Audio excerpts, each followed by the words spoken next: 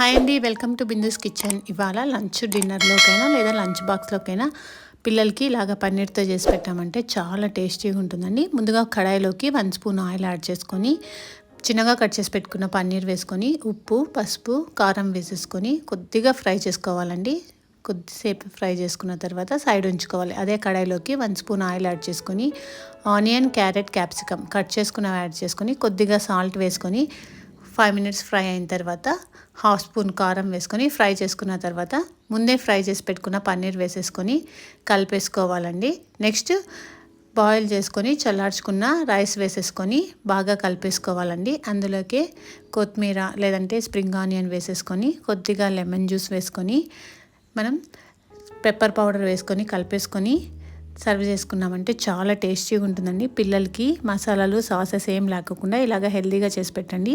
Lunch box ఖాళీ చేసుకొని తీసుకొస్తారు.